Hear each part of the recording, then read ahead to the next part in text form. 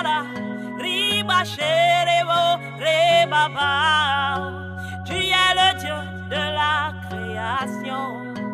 Je me prosterne devant toi. Il est le roi des rois, le Seigneur des seigneurs. Tu es le Dieu de la création. Je me prosterne devant toi. Shalom, soyez bénis au nom tout-puissant de Jésus-Christ de Nazareth. Bien-aimés, c'est toujours un plaisir de pouvoir être dans la présence de Dieu et partager sa parole. Et aujourd'hui, nous allons parler de certaines choses qui sont très importantes, surtout pour ceux qui veulent réellement être délivrés. Et je sais que beaucoup de personnes se posent souvent la question pourquoi peut-être la délivrance tarde, pourquoi peut-être ils ne voient pas des résultats malgré les efforts qu'ils déploient de part et autre, les sacrifices qu'ils font. Et pour ce type de personnes, je suis sûr que si tu es attentif, le message d'aujourd'hui va beaucoup te bénir et va beaucoup t'enrichir et surtout va beaucoup t'équiper afin que tu puisses être propice à l'Esprit qui délivre, le Saint-Esprit. Une chose que je dis toujours aux gens, c'est que lorsque tu lis les Écritures, lorsque tu lis la Bible, une chose que tu vas constater, c'est que Dieu a conditionné toutes choses. Qu'est-ce que cela veut dire que Dieu a conditionné toutes choses? Cela veut dire que il y a une condition à remplir pour que nous puissions recevoir quoi que ce soit de Dieu. Il n'y a rien qu'on peut recevoir de Dieu sans avoir rempli une condition ou sans avoir payé un prix. Les promesses de Dieu sont toutes conditionnées. Pour qu'une promesse de Dieu se réalise, s'accomplit dans ta vie, il faut que tu remplisses les conditions requises pour l'accomplissement de cette promesse dans ta vie. Et tant que tu ne remplis pas ces conditions, tant que ta vie ne se trouve pas dans ces conditions requises, il sera impossible pour toi de voir les promesses de Dieu se réaliser. Dieu a fait tellement de promesses à ses enfants que nous sommes, mais ces promesses ne s'accompliront que si nous, ses enfants, nous remplissons les conditions requises. Nous remplissons les conditions que Dieu a posées au préalable pour tous ceux qui veulent voir ces promesses être accomplies. Et aujourd'hui, nous allons spécifiquement nous limiter dans le domaine de la délivrance. Quelles sont les conditions à remplir pour être délivré? Les conditions à remplir pour être délivré. Parce qu'il y a beaucoup d'entre vous, vous n'êtes pas délivrés parce que il y a des conditions à remplir que vous n'avez pas encore remplies. Donc, nous allons parcourir 11 conditions à remplir pour être totalement délivré. Et je sais que pour ceux qui sont sincères, ceux qui sont honnêtes, ce message sera une source de bénédiction pour eux et une porte qui leur donnera accès à leur délivrance. Alors, bien-aimé, sans plus attendre, sois attentif, dispose de ton cœur, dispose de ton esprit et régale-toi de ce message copieux du Saint-Esprit intitulé 11 conditions à remplir pour être délivré. Ce soir, Dieu va te véhiculer, il va te communiquer certaines conditions à remplir pour être totalement délivré. pour être totalement libre. C'est très bien de savoir combattre spirituellement. C'est très bien de savoir exercer ses doigts, ses bras au combat, mais pour que le fruit de notre combat soit positif, il faut que nous remplissons certaines conditions. Il faut que nous puissions remplir certaines conditions qui sont requises par le Seigneur. Donc, bien-aimés, sois très attentifs ce soir, parce que c'est ces instructions qui vont te positionner pour être totalement délivré. Amen. Parce que vous devez savoir une chose, la position d'une personne dans sa vie déterminera le résultat de tout ce que cette personne va entreprendre. Tu peux entreprendre une très bonne œuvre. Tu peux entreprendre une bonne œuvre d'une très bonne manière. Mais si tu entreprends cette bonne œuvre d'une bonne manière, mais à partir d'une mauvaise position, le résultat sera mauvais. Alléluia. Amen. C'est pour ça que la position est très importante pour tout ce que tu veux accomplir dans ta vie ici-bas sur terre. La position est très importante. Et dans notre vie chrétienne, Dieu met un accent très important sur la position. Et c'est pour ça que Dieu va te donner certains critères, certains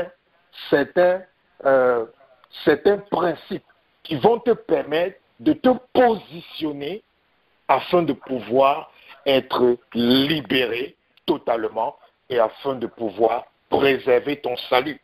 Parce qu'il y a des personnes qui perdent leur salut parce qu'ils ne sont pas aussi délivrés. C'est pour ça que la délivrance est très importante, parce que quelqu'un peut perdre son salut à cause du fait qu'il n'est pas délivré, et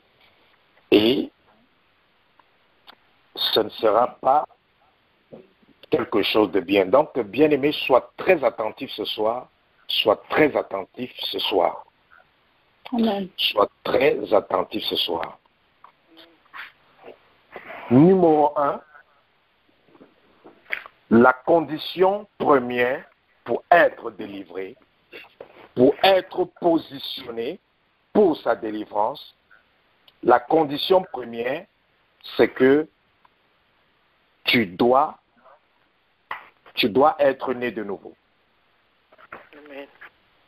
Tu dois être né de nouveau. Ce n'est pas quelque chose qui a négocié, ce n'est pas quelque chose qu'on peut s'en passer, ce n'est pas quelque chose qui est nécessaire, non, c'est indispensable.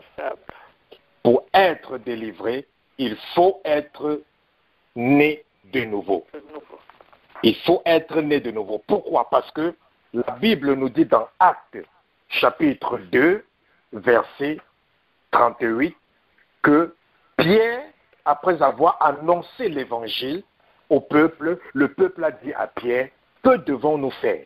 Et Pierre les a dit, repentez-vous et que chacun de vous soit baptisé au nom de Jésus-Christ pour le pardon de vos péchés et vous recevrez le Saint-Esprit. Et lorsque vous lisez l'Ancien Testament, vous allez constater une chose, c'est que dans l'Ancien Testament, on dit toujours que c'est l'Esprit du Seigneur qui combattait l'ennemi du peuple d'Israël, l'Esprit du Seigneur. Donc, le Saint-Esprit, c'est le Saint-Esprit qui vient combattre pour nous lorsque nous sommes en train de faire le combat spirituel. C'est le Saint-Esprit qui vient combattre pour nous lorsqu'on a besoin de délivrance. Et quelqu'un qui n'est pas né de nouveau n'a pas le Saint-Esprit en lui. Quelqu'un qui n'est pas né de nouveau n'a pas le Saint-Esprit en lui. Et si tu n'as pas le Saint-Esprit en toi, je ne sais pas ce qui va te délivrer. Même si tu as la parole de Dieu et tu n'as pas le Saint-Esprit, tu ne peux pas être délivré. Tu dois avoir le Saint-Esprit. Tu dois naître de nouveau. Donc si quelqu'un n'est pas né de nouveau et tu es en train de faire les combats, le combat spirituel, bien aimé, c'est très dangereux pour toi. C'est très dangereux pour toi. Mieux vaut arrêter. Allez d'abord donner ta vie à Christ. Naître de nouveau premièrement avant de venir faire les combats spirituels. Parce que beaucoup de gens ont des problèmes, ils ont des situations difficiles, ils vivent des attaques vraiment incroyables, donc ils viennent pour qu'on puisse les aider, mais ils pensent que c'est comme du maraboutage. Non, ce n'est pas du maraboutage. Ce n'est pas comme si tu viens consulter le pasteur et puis il va faire une prière magique, ton problème va être résolu. Non, non, non, non, non. Il faut que tu acceptes ce qui donne la capacité au pasteur de te délivrer. Et ça, c'est le Saint-Esprit. Il faut que tu aies ce Saint-Esprit en toi pour être délivré. Donc, si quelqu'un n'est pas né de nouveau, il ne peut pas être délivré. Vous allez prendre l'exemple de certaines personnes qui n'ont pas donné leur vie à Christ et qu'on a vu dans la Bible qu'on les a délivrés. Oui, on peut mettre un terme à une affliction dans ta vie. Mais ça ne veut pas dire que tu es délivré de cette affliction. Parce que quand tu es délivré de quelque chose, après 1 an, tu ne revois plus la chose. Après 2 ans, tout le restant de ta vie, tu n'es plus sous la domination de ces choses.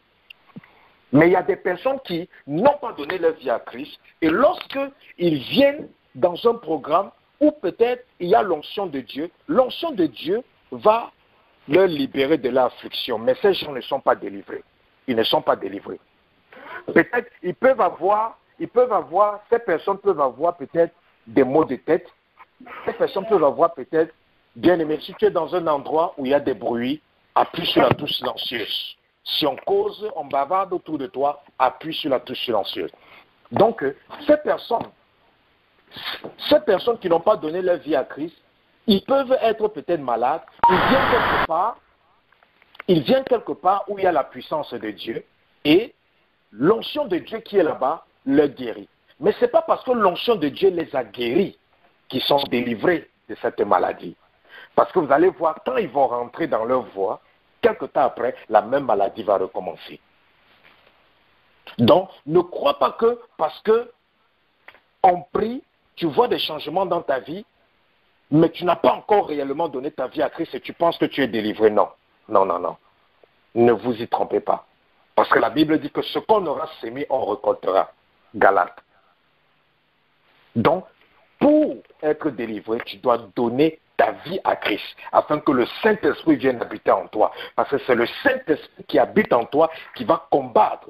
Lorsque tu vas te lever pour prier, lorsque tu vas te lever pour lancer le feu, lorsque tu vas te lever pour frapper l'ennemi, c'est le Saint-Esprit qui est en toi qui va faire ce travail-là.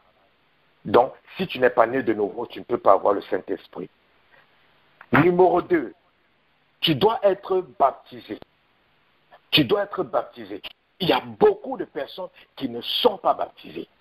Beaucoup de personnes. Mais ils disent qu'ils sont nés de nouveau. Marc 16 dit, celui qui croira et sera baptisé sera sauvé. Celui qui ne croira pas est déjà condamné.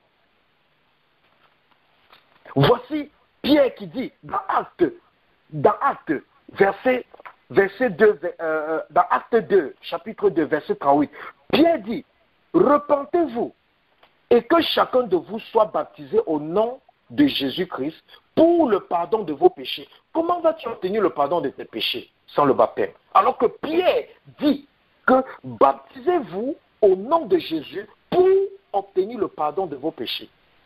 Donc, Pierre pose la condition que pour obtenir le pardon de ton péché, il faut aussi te baptiser. Et on voit des gens qui négligent le baptême. Ils négligent le baptême. Ils se disent que non, c'est seulement une affaire que j'ai cru dans la croix, dans mon cœur, je n'ai plus besoin de baptême. Et certaines personnes vont dire, mais pasteur, la Bible dit que lorsqu'on était en train de crucifier Jésus, il y avait 2 brigands autour de Jésus. Et un brigand a dit à Jésus que Seigneur, sauve-moi. Et Jésus a dit à ce brigand, ce soir même nous serons ensemble. Est-ce qu'il a été baptisé? Il n'a pas été baptisé, pasteur. Mais Jésus lui a dit que ce soir on sera ensemble dans le royaume des cieux. Alors pourquoi est-ce que je dois me baptiser si lui ne s'est pas baptisé? Tu dois faire attention parce que Jésus n'était pas encore mort sur la croix. Et tant que Jésus n'était pas encore mort sur la croix, la nouvelle alliance de la grâce n'était pas encore effective. Est-ce que quelqu'un me comprend? Amen. Ça veut dire que toutes ces personnes-là étaient encore sous l'alliance de Moïse, l'alliance de la loi. Donc faites attention, si tu es né de nouveau, tu dois te baptiser pour le pardon de tes péchés. Deuxièmement, quand tu te baptises, la Bible dit que se baptiser, c'est mourir avec Christ et ressusciter avec lui. Tu ne peux pas naître de nouveau si tu ne meurs pas. Tu dois mourir en toi, mourir spirituellement et ressusciter avec Christ. Et le baptême symbolise aussi ça. Et le baptême, ce n'est pas une affaire qu'on verse de l'eau sur ta tête ou on fait quoi. Non, le baptême, ce n'est pas immersion. On doit te plonger dans l'eau et te faire sortir de l'eau. Voilà le baptême de Jean-Baptiste. Voilà le baptême que Jésus nous a recommandé. Tout autre baptême n'est pas agréé par Dieu. Donc, comme je disais, Amen. Il faut se baptiser par immersion parce que tout autre baptême n'est pas de Dieu. Et ce n'est pas reconnu de Dieu.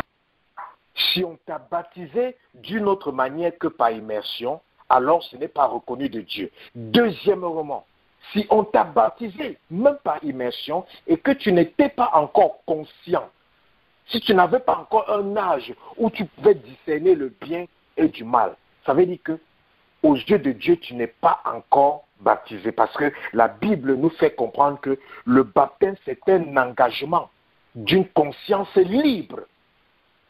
Donc, quelqu'un qui n'est pas encore à un certain degré de conscience n'a pas la capacité de décider s'il veut se baptiser ou pas. Il n'a même pas la capacité. Donc, si on t'a baptisé quand tu étais petit, quand tu étais enfant, bien aimé, aux yeux de Dieu, ce baptême est illégitime.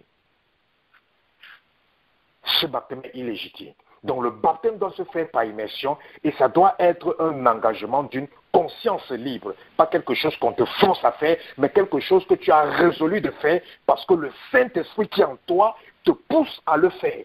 Et c'est pour ça que quand des personnes essaient de résister un peu au baptême par immersion, c'est une preuve que ces personnes n'ont même pas encore réellement donné leur vie à Christ. Parce que lorsque quelqu'un est réellement né de nouveau, lorsqu'on lui parle du baptême, le Saint-Esprit qui est en lui va le pousser directement à vouloir se baptiser. Donc quand vous voyez une personne résister au baptême de l'eau, ça veut dire que cette personne n'a même pas encore cru. Même si elle a déjà fait 100 ans dans l'église. Donc, pour être totalement baptisé, pour être totalement délivré, le baptême est indispensable. Parce que Pierre nous dit, baptisez-vous pour le pardon de vos péchés. Pour le pardon de vos péchés, baptisez-vous. Pour le pardon de vos péchés, baptisez-vous. Donc pour obtenir le pardon de nos péchés, ce n'est pas seulement une affaire que Seigneur, pardonne-moi, pardonne-moi, pardonne-moi, et puis le tout est joué. Non, non, non. Il y a d'autres choses. Il y a le baptême. Il y a le baptême. Donc, c'est le deuxième. Première condition, c'est être né de nouveau. Deuxième condition, c'est être baptisé. Troisième condition, ton corps doit être le temple du Saint-Esprit. Ton corps doit être le temple du Saint-Esprit. Et ça, c'est très important parce que si ton corps n'est pas le temple du Saint-Esprit, alors ton corps va devenir une habitation des esprits méchants ou des démons. Et c'est pour ça que la Bible nous dit dans Matthieu chapitre 12, versets 44 à 45, que lorsque un esprit impur est sorti d'un homme, il va dans les lieux arides, cherchant du repos. Et s'il n'en trouve point, alors il dit, je retournerai dans ma maison d'où je suis sorti. Et quand il arrive, il la trouve vide, balayée et ornée. Donc, le démon ici dit que quoi? je retournerai dans ma maison où je suis sorti. Beaucoup d'entre vous, vous êtes les maisons des démons, mais vous ne savez pas. Amen. C'est pour ça que pour être totalement délivré, il ne faut plus qu'un démon soit capable d'appeler ta vie sa maison.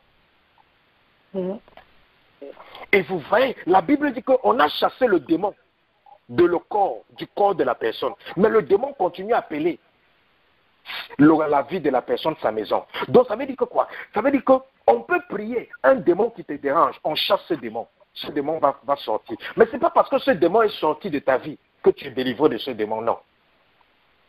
Non. Si maintenant ton corps n'est pas, ta vie et ton corps n'est pas le temple du Saint-Esprit, le démon là va revenir dans sa maison, qui est ton corps, qui est ta vie. C'est pour ça que ta vie, ton corps, doit être le temple du Saint-Esprit. Et comment est-ce qu'on reconnaît si ma vie est le temple du Saint-Esprit ou pas? Comment est-ce que je vais reconnaître si ma vie est le temple du Saint-Esprit ou pas? Comment reconnaître qu'une maison est une boulangerie? Si on va dans cette maison, on voit quelqu'un en train de faire la pâtisserie tout le temps. Comment reconnaître qu'une maison est peut-être un garage d'automobile? Si on va dans cette maison, on voit que la seule activité qu'on fait dans cette maison, c'est quoi? On repart les voitures, on repart les voitures, on repart les voitures. Donc, l'activité qui se passe dans la maison détermine quel type de maison c'est. Donc, pour savoir si ta vie est le temple du Saint-Esprit, qu'est-ce que tu entretiens dans ta vie? Quelle activité tu entretiens dans ta vie? Si tu entretiens le vol, alors ta maison, c'est la maison d'un voleur et non la maison du Saint-Esprit. Si tu entretiens l'impudicité, alors ta vie, c'est la maison de l'impudicité et non le temple du Saint-Esprit. Si tu entretiens la calomnie, ça veut dire que ta vie est le temple de la calomnie et non le temple du Saint-Esprit. Donc, l'activité qu'il y a dans une maison nous dira quel type de maison c'est. Donc, pour savoir si ma vie est le temple du Saint-Esprit, il faut que je me rassure que les activités qui sont dans ma vie, tout ce que je fais dans ma vie, ce sont des choses qui honorent Dieu. Mais si dans ma vie, je fais des choses qui n'honorent pas Dieu, ça veut tout simplement dire que ma vie n'est pas le temple du Saint-Esprit, mais c'est le temple des démons ou bien de quelque chose d'autre. Donc, la troisième condition, pour être totalement délivré, ta vie doit être le temple du Saint-Esprit. Sans ça, le démon, comme on a dit dans Matthieu 12, le démon dit, je vais rentrer dans ma maison. Et je vais rentrer dans ma maison. C'est pour ça que ne te réjouis pas qu'on a chassé un démon dans ta vie. Mais réjouis-toi que ta vie n'est plus l'habitation de ce démon.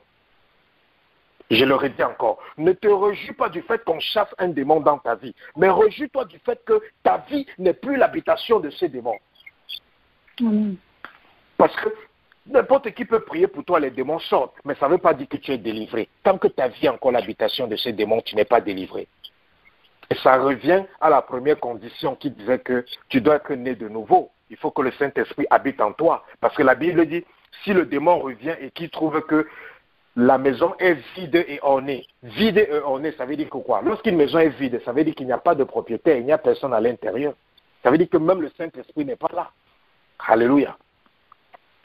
Donc, tu dois te rassurer pour ta délivrance totale que ta maison ne soit pas la maison des esprits méchants ou du vol ou du mensonge ou de quoi que ce soit, mais que ta maison, ta vie soit le temple du Saint-Esprit. Numéro 4, condition numéro 4. Je dois savoir une chose. Il est important pour être totalement délivré d'avoir une repentance authentique. Une repentance authentique. Donc, une repentance authentique, c'est quoi? C'est une repentance qui est véritable, qui est sincère, qui est originale, qui n'est pas fausse. Une vraie repentance. Et tu dois savoir qu'il ne peut jamais avoir une repentance authentique sans restitution. Il ne peut jamais avoir une repentance authentique sans restitution. Beaucoup d'enfants de Dieu se sont repentis, mais leurs vies n'ont pas changé parce on ne les a pas enseignés sur la restitution. Nous allons parler juste en bref de la restitution, mais un autre jour, on aura l'opportunité de vous enseigner en détail qu'est-ce que c'est la restitution. Parce que lorsque tu lis la Bible de Genèse à Apocalypse, tu ne vois que les exemples de la restitution. Qu'est-ce que c'est la restitution? Pourquoi est-ce qu'il faut la restitution? Pour rendre notre repentance authentique devant Dieu, pour qu'on soit délivré. La restitution est comme l'acte de faire des amendements pour les torts commis envers nos prochains. C'est aussi une manière de restituer les choses qu'on a volées ou les choses qu'on a mal acquis, ou des biens ou des personnes. Donc, c'est une manière de restituer les choses qu'on a volées ou qu'on a mal acquis, des biens ou des personnes, à leur juste propriétaire. C'est ça la restitution.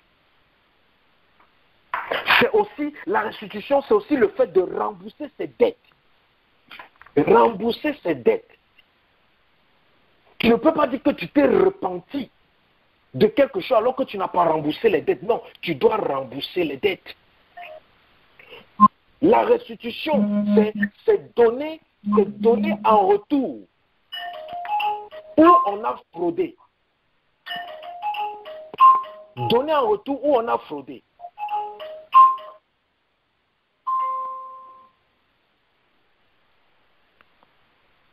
La restitution, c'est donner en retour où on a fraudé. Il y a des choses que tu as acquis dans ta vie au travers de la fraude.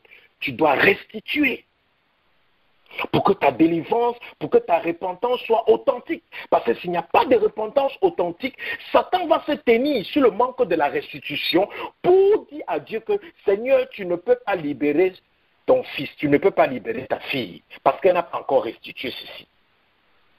Restituer aussi, c'est le fait aussi de confesser à ceux qu'on a offensés ou de s'excuser auprès de ceux qu'on a calomniés, afin d'avoir une conscience sans reproche devant Dieu et devant les hommes. Donc, c'est aussi le fait de confesser ses péchés devant les hommes, confesser ses péchés, confesser le mal qu'on a fait et qui a offensé les gens, afin d'avoir une conscience irréprochable devant Dieu et devant les hommes. C'est pour ça qu'il y a des péchés, il y a des choses qu'on peut confesser seulement devant Dieu dans sa chambre, mais bien aimé, il y a des choses que tu dois confesser aux personnes pour que ta repentance soit authentique.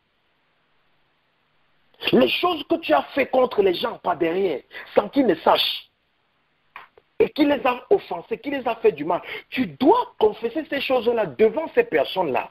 Tu dois avouer ces choses à ces personnes-là pour que ta repentance soit authentique. Si tu demandes seulement pardon à Dieu dans ta chambre et tu ne fais pas la restitution, aux yeux de Dieu, ta repentance n'est pas authentique. Et beaucoup de personnes ne sont pas délivrées à cause du manque de restitution dans leur repentance. On peut aussi prendre le cas peut-être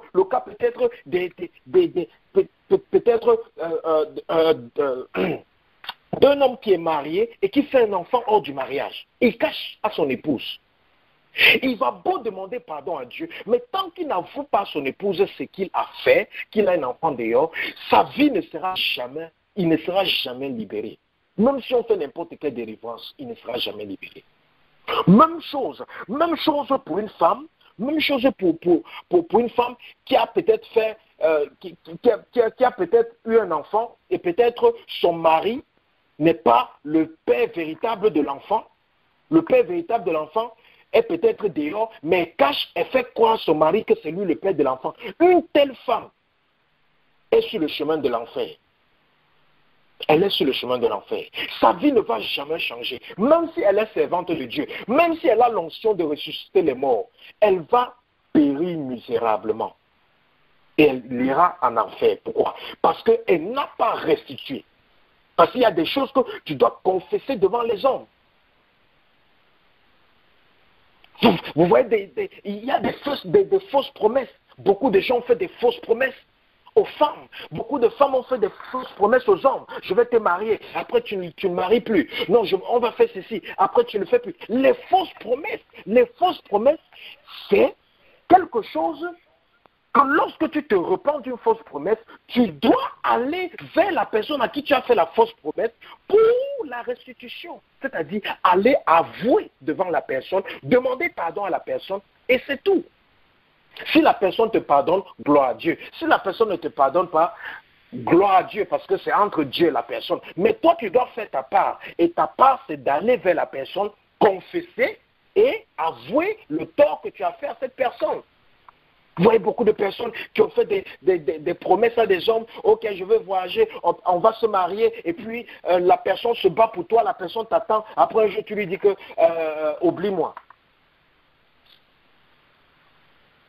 Et tu vas te dire que, ok, tout va bien. Non. La promesse là que tu avais faite, tu vas dire, tu t'es repenti devant Dieu, mais ta repentance n'est pas authentique parce qu'il n'y a pas eu de restitution. Il n'y a pas eu de restitution. Il n'y a pas eu de restitution. Vous voyez l'exemple des femmes. Il y a beaucoup de femmes qui sont tombées enceintes dans des relations et sont allées avorter sans en parler à leur partenaire. Et elles sont là jusqu'aujourd'hui, elles n'ont jamais dit. Que ce soit avant qu'elles ne soient mariées, que ce soit dans le mariage, d'autres personnes ont fait ça. Dans leur relation de fornication, copinage, d'autres ont fait ça dans le mariage. Tu peux avorter sans dire à ton mari ou sans dire au père de l'enfant. Et tu penses que tu vas seulement demander pardon à Dieu pour l'avortement dans ta chambre, Dieu va te pardonner. Non, ça c'est pas une repentance. Il faut que tu ailles, ce type de péché, tu dois aller avouer au père de l'enfant que quand on sortait ensemble en telle année, j'avais conçu et j'avais avorté. Ou bien avouer à ton mari qu'il y avait une certaine période, j'avais conçu et j'avais avorté. Parce que tant que tu ne fais pas ça, tu ne seras jamais délivré. Jamais délivré. On va prier tout genre de prières, tu vas rester dans ta captivité. Il y a tellement d'exemples en ce qui concerne la restitution. Pour rendre nos prières authentiques. La restitution pour rendre nos prières authentiques. Donc, quoi que soit, et je vais vous donner un bon exemple. La Bible nous parle dans le livre de Luc chapitre 19. Dans le livre de Luc chapitre 19, la Bible nous parle d'un monsieur qu'on appelait Zachée. Zachée, la Bible dit, ouvre ta Bible, nous allons lire ce passage. Ouvre ta Bible dans le livre de Luc chapitre 19. Luc chapitre 19, est-ce que quelqu'un peut lire du verset 1 jusqu'au verset 10?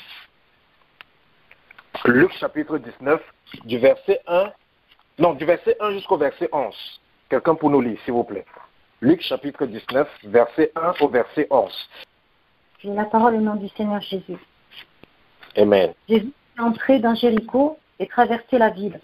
Or, un homme riche, appelé Zachée, chef des collecteurs d'impôts, cherchait à voir qui était Jésus. Mais il n'y parvenait pas à cause de la foule, car il était de petite taille. Il courut en avant et monta sur un sycomore pour voir Jésus, parce qu'il devait passer par là. Lorsque Jésus fut arrivé à cet endroit, il leva les yeux.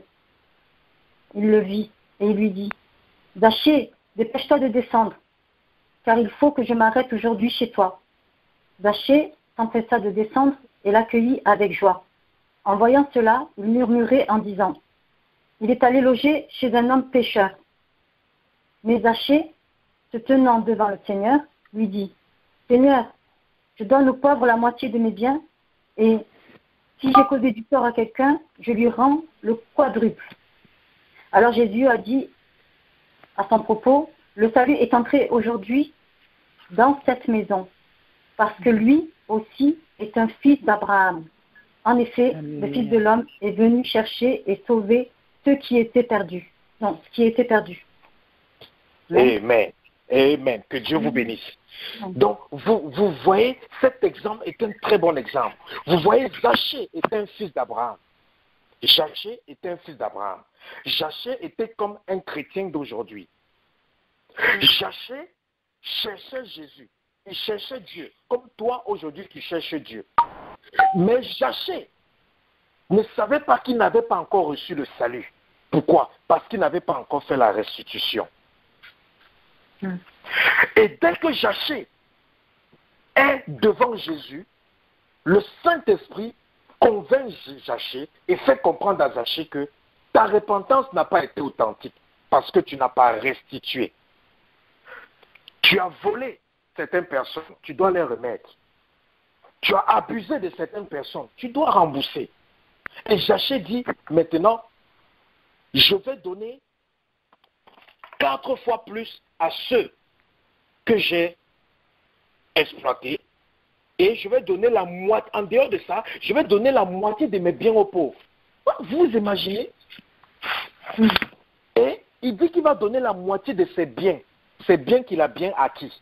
Il va donner la moitié de ses biens qu'il a bien acquis aux pauvres. Et deuxièmement, il va donner 4 fois plus à tous ceux qu'il avait fraudés ou volé de l'argent. Et dès qu'il finit de dire ça, il passe à l'œuvre et après ça, Jésus-Christ lui dit que le salut est entré chez toi. Donc vous voyez comment beaucoup de personnes ont cru que parce que je me suis mis à genoux, j'ai accepté Jésus-Christ dans ma vie comme sauveur et Seigneur, je suis sauvé. Beaucoup de personnes, le jour du jugement, vont arriver, vont dire que mais Seigneur, je suis né de nouveau. Jésus va dire que tu n'as jamais été né de nouveau. Tu n'es jamais né de nouveau. As-tu fait la restitution? Regardez Zachée. Zachée était un religieux. Zachée était à l'église. Zachée voulait être avec Jésus. Mais Zachée n'avait pas encore le salut. Il s'était repenti, mais sa repentance n'était pas authentique parce qu'il n'avait pas restitué. Alléluia. Amen. Amen. Est-ce que quelqu'un peut dire, je dois restituer à qui je dois? Je dois restituer de qui je dois. Je dois restituer à qui je dois. Je dois restituer à qui je dois. Voilà. Oui, parce que voilà les choses qui bloquent la délivrance des gens. Et ça bloque même ton salut. Ça bloque même ton salut. Parce que si ta repentance n'est pas authentique, comment vas-tu avoir le salut? Parce que c'est au travers aussi de la repentance qu'on a accès au salut. Donc, bien aimé, ne t'amuse pas avec la restitution. C'est très important. Fais le mea culpa de ta vie, examine ta vie depuis que tu es né jusqu'à aujourd'hui, ce que tu peux te souvenir, ce que tu peux faire, fais ce que tu peux faire, afin que Satan ne se tienne plus dessus pour t'accuser. Parce que tant que Satan a quelque chose sur lequel il se tient pour t'accuser, tu ne seras jamais délivré. Pourquoi? Parce que tu as les choses de Satan dans ta vie. Donc si tu as escroqué les gens, tu as escroqué les femmes, tu as escroqué les hommes, il faut restituer pour ta délivrance totale. Donc, la cinquième condition pour être totalement délivré, tu dois pardonner. Tu dois pardonner. Si tu ne peux pas pardonner, on ne pourra pas délivrer. C'est impossible de délivrer quelqu'un qui n'est pas prêt à pardonner. Même pas prêt. C'est impossible de délivrer quelqu'un qui n'a pas pardonné. Parce que même si tu es prêt à pardonner, on ne peut pas te délivrer. On ne te délivrera que lorsque tu auras accepté de pardonner.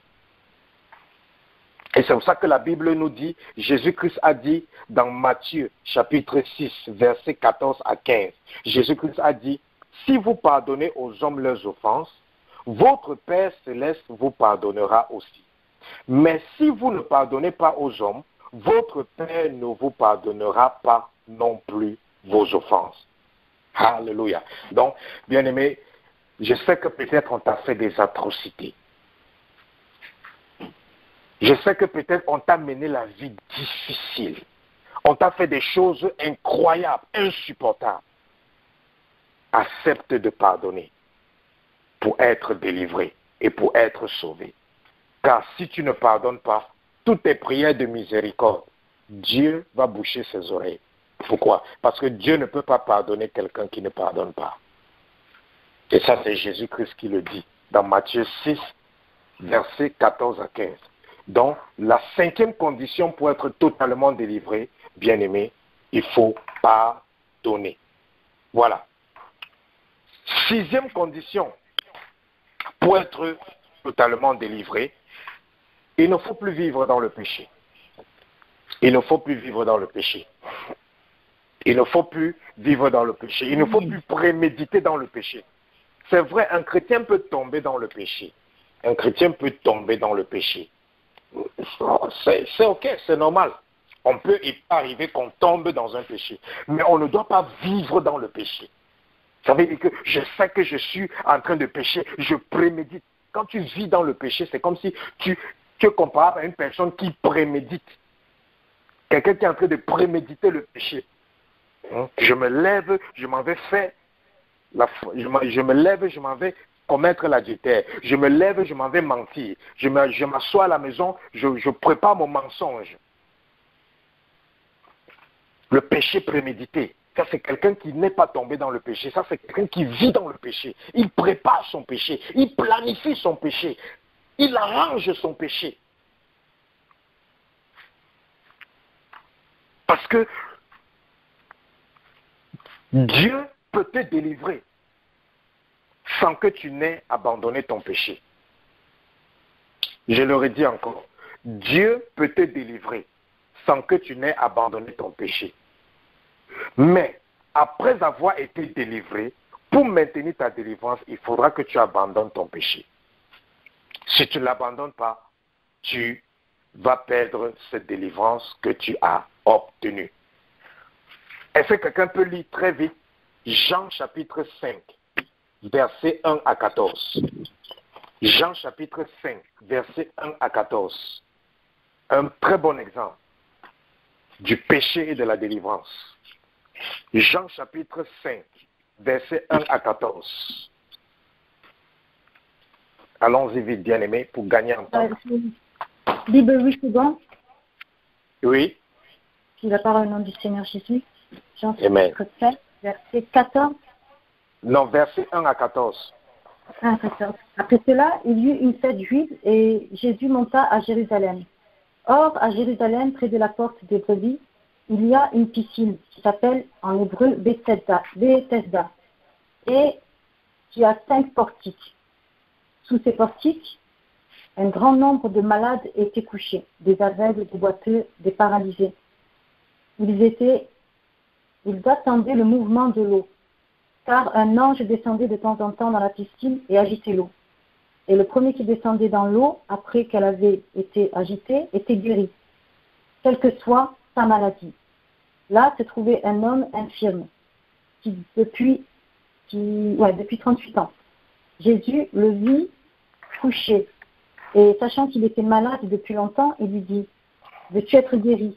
L'infirme lui répondit « Seigneur, je n'ai personne pour me plonger dans la piscine quand l'eau est agitée, et pendant que j'y vais, un autre descend devant moi. Lève-toi, lui dit Jésus, prends ton brancard et marche. Aussitôt, cet homme fut guéri. Il prit son brancard et se mit à marcher. C'était un jour de sabbat. Les Juifs dirent donc à celui qui avait été guéri, c'est le sabbat, il ne t'est pas permis de porter ton brancard. Il leur répondit, celui qui m'a guéri m'a dit, prends ton brancard et marche. Ils lui demandèrent, qui est l'homme qui t'a dit, prends ton brancard et marche? Mais celui qui avait été guéri ne savait pas qui c'était, car Jésus avait disparu dans la foule. Dans la foule qui était à cet endroit. Quelque temps plus tard, Jésus le trouva dans le temple et lui dit, te voilà guéri, ne pêche plus, de peur qu'il ne t'arrive quelque chose de pire. Amen. Non, c'est bon, c'est bon. Que Dieu vous bénisse. Donc, vous voyez ce qui se passe. Ce monsieur, près de 38 ans, ça veut dire que Jésus n'avait même pas 38 ans. Ça veut dire que ce monsieur était à la piscine de Bethesda avant même que Jésus ne soit né. Avant que Jésus ne soit né, il était déjà à la piscine de Bethesda. Jésus arrive à la piscine de Bethesda. Il lui demande, qu'est-ce que tu fous là? Il dit que bon, il n'y a personne pour me jeter dans l'eau. Et puis bon, je suis dans ma situation. Jésus dit que ok, lève-toi et prends ton lit et va-t'en. Lorsqu'il se lève, il est complètement guéri. Il est délivré et il s'en va. Et maintenant, quelques jours après, quelques temps après, Jésus le croise au temple. Et dès que Jésus le croise au temple, Jésus ne le salue pas. Jésus ne lui dit pas comment tu vas. Jésus ne lui dit pas waouh, comment est ta nouvelle vie, parle-moi de toi, comment va ta famille, machin. La seule chose que Jésus lui dit,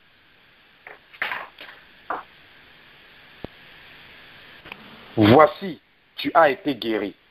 Ne pêche plus de peur qu'il ne t'arrive quelque chose de pire. Ça veut dire que quoi? Ça veut dire que le monsieur là a été guéri sans repentance. Jésus l'a guéri au travers de la grâce, sans repentance. Et lorsque Jésus le rencontre dans le temple, Jésus se rend compte que le monsieur là est encore en train de vivre dans le même péché qui lui a maintenu dans cette maladie. Et c'est pour ça que Jésus-Christ, dès qu'il le rencontre, Jésus-Christ lui dit, tu as été guéri, mais ne pêche plus, afin que ta situation ne devienne pas pire, ne devienne pire. Le monsieur était guéri, mais il vivait encore dans son péché. Et Jésus est venu lui dire, repens-toi, afin que ta situation ne soit pas pire. Donc tu peux être là dans ton impudicité, tu as une affliction. On prie pour toi. L'affliction finit. Mais si tu rentres encore dans ton impudicité, l'affliction là va revenir. Et en dehors de ça, ça va revenir avec d'autres problèmes. Pourquoi? Parce que ça va rendre ta situation plus pire. C'est pour ça que quelqu'un qui veut être délivré ne doit plus vivre dans le péché. Tu ne dois plus vivre dans le péché. Tu peux tomber dans le péché, ok, mais tu ne dois plus vivre dans le péché.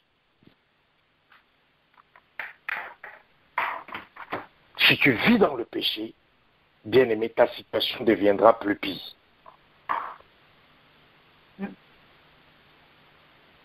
Donc, numéro 7, condition numéro 7, à faire pour être délivré totalement.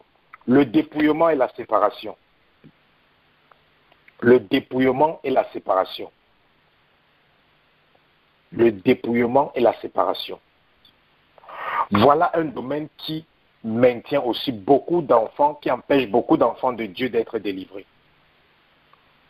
On a donné sa vie à Christ. On a accepté Christ. On aime Jésus. On aime l'Église. On aime faire l'œuvre de Dieu. On aime faire le travail de Dieu. Mais on n'est pas dépouillé. On ne sait pas dépouiller. On ne sait pas séparer. On ne sait pas dépouiller des choses qui n'ont pas Dieu. On ne sait pas séparer des choses qui sont impures. La Bible dit dans le livre de Corinthiens, sortez du milieu d'eux et séparez-vous, dit le Seigneur. Ne touchez pas à ce qui est impur et je vous accueillerai.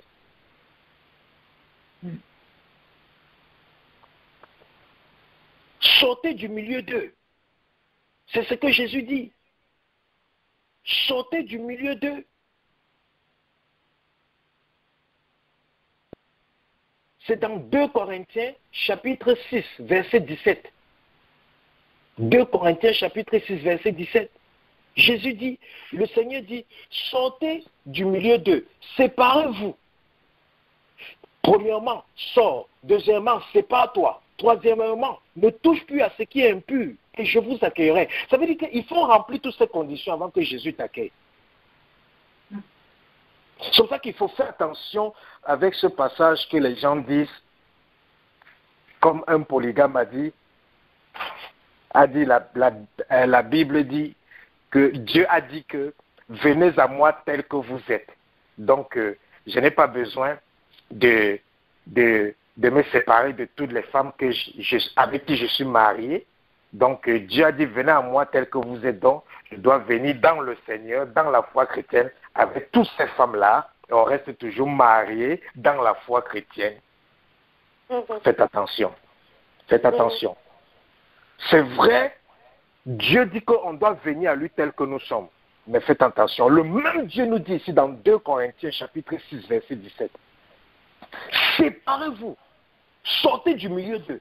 Ne touchez plus à ce qui est impur. Et je vous accueillerai. Donc pour que Dieu m'accueille, je dois me séparer. Je dois sortir du milieu d'eux. Je ne dois plus toucher à ce qui est impur. Et beaucoup de gens ne se sont pas encore séparés du monde. Ils ne se sont pas encore séparés des amis du monde. Ils ne se sont pas encore dépouillés des choses qui ouvrent la porte au monde des ténèbres pour les maintenir dans la captivité. Je vais prendre des exemples. Premier exemple, les vêtements. Les vêtements qui ne sont pas décents. Beaucoup d'hommes, beaucoup de femmes s'habillent d'une manière indécente. Ils mettent des vêtements qui ne sont pas décents du tout. Alors que Dieu a dit que dépouillez-vous. Tant que tu portes des vêtements pareils, on va prier sur toi jour et nuit. Parce que dans ta vie, il y a des choses qui ont trait à l'esprit du diable. Tu ne pourras pas être délivré. Pourquoi? Parce que tu ne t'es pas encore dépouillé. Lisez l'Ancien Testament. À chaque fois que Dieu demandait à son peuple de revenir vers lui, il disait que séparez-vous de toutes les choses des infidèles. Jetez tout ce que vous avez dans vos maisons qui les appartiennent. Jetez même leur culture. Jetez même les traditions. Si vous partez vivre dans une nation étrangère, ne vivez pas comme ils vivent. Ne vivez pas selon leurs lois. Ne vivez pas selon les coutumes, selon les traditions. Mais aujourd'hui, vous voyez des chrétiens. Tu es dans le Seigneur, mais tu vis encore selon tes traditions, selon tes coutumes, selon tes cultures qui sont contre la volonté de Dieu. Et une telle personne ne peut pas être délivrée. Tu ne peux pas être délivré parce que tu n'es pas encore dépouillé, tu n'es pas encore séparé. Deuxièmement, beaucoup de personnes ont sur eux des choses qui sont confectionnées dans le monde des ténèbres ou qui sont dédicacées au monde des ténèbres. Ils ne sont pas dépouillés. Donc, bien aimé, le dépouillement est important. Le dépouillement. Un autre exemple du dépouillement, les statuettes. Certaines personnes, vous avez les statuettes dans vos maisons. Vous connaissez d'où ça sort? Vous connaissez à qui on a dédicacé cette statuette? Vous dites que, oh non, parce que la statuette est jolie, c'est présentable, c'est beau, ça embellit ma maison. Tu as demandé à Dieu l'état d'âme de la statuette qui est devant toi. Dieu était fou pour dire que même on ne doit faire aucune représentation de lui, aucune statuette de lui, parce qu'il connaissait comment une statuette, ce que ça représente dans le monde spirituel. Beaucoup de gens ont des statuettes dans les maisons.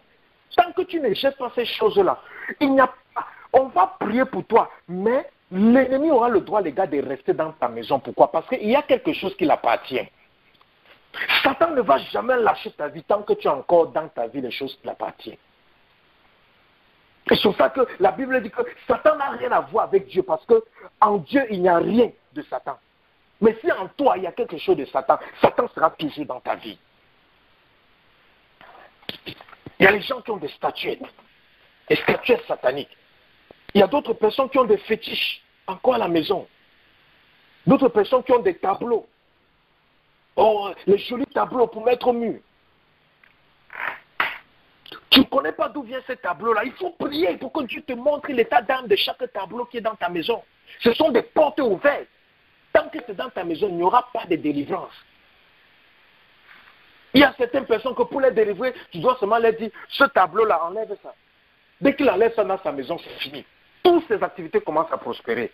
Et il dit que, mais, donc c'était ce tableau-là, il passait son temps à chasser les démons. Tant qu'il y a encore les objets de Satan dans ta vie, tant que tu ne t'es pas séparé de ça, tant que tu ne t'es pas dépouillé de ça, ça va continuer à donner le droit légal. Et on va prier, tu ne seras pas délivré. Et tu vas dire, le pasteur Bruno n'aime pas l'onction. C'est pour ça qu'il nous demande de faire les choses difficiles, parce qu'il sait qu'on ne va pas faire. Et de là, comme on ne sera pas délivré, ça serait une excuse pour lui, quoi. Comme il ne peut pas nous délivrer. Alléluia. Amen. Amen, papa. Amen. Amen. Voilà. Autre chose dans le dépouillement, la séparation. Il y a souvent on a des objets traditionnels. Des objets traditionnels. Je me rappelle, on a des objets traditionnels. Certains d'entre vous, vous avez des objets qu'on vous a donnés, peut-être de votre village, ou bien où vous êtes né, on vous a dit, garde cela. La famille a toujours gardé ceci comme un truc qui représente ceci, cela ou cela. Bien aimé, tu ne connais pas les esprits qui sont attachés dessus. On va te dire que non, c'est ton ancêtre qui avait ceci, il a toujours gardé ça, il a donné ça à telle personne. Ça peut être une chaîne, ça peut être un collier, ça peut être un fétiche, ça peut être une statuette, ça peut être n'importe quoi. D'autres personnes ont encore les fétiches. Ils ne vont plus chez les féticheurs, mais ils ont encore des choses qu'on les avait données, que ceci c'est un porte-bonheur, gardez ça. Et ils ont toujours cet objet-là dans leur chambre ou bien dans leur poche, un porte-bonheur. Oh oui. Comme une fois, je rendais un ministère, Dieu m'a dit qu'il y a une dame qui a un fétiche dans sa maison. Et cette dame-là, elle a voyagé de son pays natal pour l'Occident.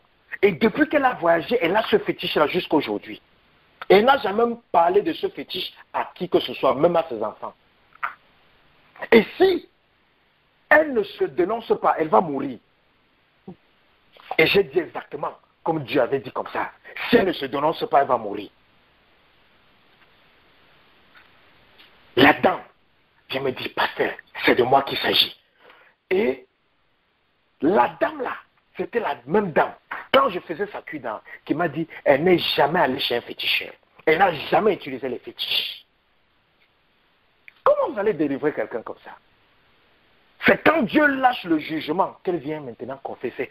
Pasteur, c'est moi. Et elle me dit, pasteur, je fais comment? Je fais comment avec? Je fais comment avec? J'ai dit, Dieu ne m'a pas dit ce que je dois faire avec ton fétiche. Il m'a seulement dit de dire comme ça là. Donc, toi-même, fais ce que tu veux faire avec. Ce n'est pas au pasteur de demander ce que tu vas faire. Quand la Bible dit que dépouillez-vous de quelque chose, ce n'est pas toi de quelque chose. C'est à toi de prendre ça et de jeter dans la poubelle. Quand quelque chose ne te plaît plus, qu'est-ce que tu fais? Est-ce que tu peux demander la permission à quelqu'un pour jeter à la poubelle? Pourquoi maintenant, pour te séparer de certaines choses dans ta vie, tu dois demander au pasteur? Non, c'est que toi-même tu es en train de t'amuser avec ta vie, bien-aimé. Quelque chose n'est pas bien selon Dieu. Prends ça, tu jettes ça à la poubelle, tu brûles. Parce que ce sont les portes ouvertes. Ça va t'empêcher d'être délivré. Et cette dame elle avait donné sa vie à Christ. Elle était baptisée par immersion, mais avait le fétiche à la maison. Fétiche de production. Ça veut dire qu'elle ne croit même pas que le Saint-Esprit est plus fort que son fétiche. Parce que si elle croyait que le Saint-Esprit est plus fort que son fétiche, elle devait jeter et brûler ce fétiche depuis. Ou bien peut-être alors, personne ne lui a enseigné que lorsque tu viens à Christ, tu dois aussi te dépouiller de tout ce qui n'en ont pas Christ, que ce soit spirituellement et physiquement. Les gens pensent que se dépouiller de tout ce qui n'en ont pas Christ, c'est seulement spirituellement. Je dois me dépouiller de l'orgueil, je dois me dépouiller des mauvais caractères, des mauvaises habitudes. Non, le dépouillement est aussi physique. C'est pour ça que Dieu dit, ne touchez point à ce qui est impur. Dans 2 Corinthiens 6, verset 17, Dieu dit, ne touchez point à ce qui est impur. Donc Dieu parle aussi des choses physiques. Des choses physiques. D'autres personnes ne sont pas aussi délivrées à cause des méthodes de contraception. Et il y a certains d'entre vous, vous avez décidé, ok, on ne veut plus accoucher, pasteur, on n'a pas assez de moyens financiers, on ne veut plus avoir des enfants parce que comment est-ce qu'on va faire pour les élever? Et c'est pour ça qu'on a utilisé des moyens de contraception. Pour qu'on ne puisse plus concevoir, on ne puisse plus avoir des enfants. Mais les docteurs ne vous ont pas dit la vérité par rapport à ces moyens de contraception. On ne vous a pas dit que ces moyens de contraception-là, ça tue l'œuf. Ça tue l'œuf. Et l'œuf, c'est quoi? C'est déjà un être vivant. On ne t'a pas dit ça. Tu vas dire que non, moi je n'ai jamais commis l'avortement. Alors que tous les jours, quand tu as des rapports avec ton partenaire pendant les moments de fécondité, tu conçois. Mais la méthode de contraception, là, ça n'a pas tué l'œuf. Ça n'a pas tué l'œuf qui te fait. Et l'œuf, là, c'est quoi? C'est déjà quand l'ovaire s'est déjà fécondé avec le spermatozoïde. Oui. Et c'est déjà un être vivant. Et beaucoup de personnes disent, pasteur, je n'ai jamais commis l'avortement. Mais alors que Dieu dit que elle a avorté, je ne peux même pas compter le nombre de fois qu'elle a avorté. Pourquoi? Parce qu'à chaque fois que son moyen de contraception tuait les œufs là, ce sont des êtres humains. Dès qu'il y a déjà fécondité entre l'ovule et le spermatozoïde, c'est déjà un être humain. Que ça ait la forme d'un humain ou que ça seulement la forme de l'œuf, c'est déjà un être vivant. Ça respire déjà, ça veut dire que c'est une âme vivante. Tout ce qui respire est une âme vivante. Donc, il y a beaucoup de personnes qui ne sont pas délivrées parce qu'ils utilisent les moyens, certaines méthodes de contraception qui sont au fait des moyens d'avortement. Ce n'est pas différent de l'avortement, mais c'est juste une forme d'avortement qu'on ne voit, qui n'est pas très visible. C'est une forme d'avortement, mais qui n'est pas très visible. Donc, ça que tu vas peut-être dire maintenant, pasteur, que allons-nous faire? Parce qu'on n'arrive plus à s'occuper de tous les enfants qu'on a. Et peut-être le docteur m'a dit qu'à mon âge, si je conçois encore, cette grossesse peut m'amener à la mort. Oh, contrôlez votre vie de sexe. Contrôlez votre vie de sexe. Planifiez vos rapports sexuels. Et s'il arrive que vous planifiez vos rapports sexuels et que malgré que vous avez planifié les rapports sexuels et que vous concevez toujours un enfant, ça veut dire que c'est la volonté de Dieu que cet enfant doit venir. Et cet enfant viendra. Je connais des personnes qui ont fait des méthodes de contraception, qu'on les a dit, ça fonctionne à 95%, à 90%. Mais ils ont conçu. Et quand ils ont conçu, ce n'était pas un enfant, ce n'était pas deux, c'était trois. Avec les méthodes de contraception. Quand Dieu va envoyer les gens, toi tu dis qu'on n'a pas les moyens pour s'en occuper. Toi, quand tu voulais naître, si tes parents disaient qu'ils n'ont pas les moyens pour s'en occuper, tu devais être content. Ne fais pas autrui ce que tu ne veux pas qu'on te fasse, bien-aimé. Donc, les méthodes de contraception, c'est dangereux parce que les docteurs ne vous disent pas la vérité. Au fait, ces méthodes de contraception, ça tue les embryons, ça tue déjà l'ovule qui a fécondé avec le spermatozoïde, qui est déjà un être vivant. Et lorsque tu fais cela, tu as du sang entre les mains, comme quelqu'un qui a commis un crime. Le concubinage aussi, beaucoup de personnes sont dans le concubinage, c'est toujours le manque de séparation. On est dans le concubinage, tu vis avec un homme, tu vis avec une femme, tu dis on vit ensemble depuis peut-être 15 ans, on a déjà peut-être 9 enfants, est-ce qu'on va se séparer aujourd'hui comme ça? Bien aimé, le péché c'est le péché, il n'y a pas de justification pour le péché. Le concubinage, tu ne te sépares pas de ton partenaire, vous êtes dans le concubinage parce que vous avez fait tellement d'années ensemble et parce que vous avez fait tellement d'enfants. Bien aimé, on ne peut pas te délivrer. Et si tu veux te délivrer, tu dois sortir du concubinage. Et si le mari, si le monsieur tient à toi, il doit t'épouser pour être avec toi. Et si toi, tu tiens à lui, vous devez être mariés pour être ensemble. Dans le cas contraire, séparation immédiate, pas demain. Séparation immédiate. Le plus tu retardes la séparation, tu es en train de retarder ta délivrance. Très clair. Vous savez, Dieu est patient.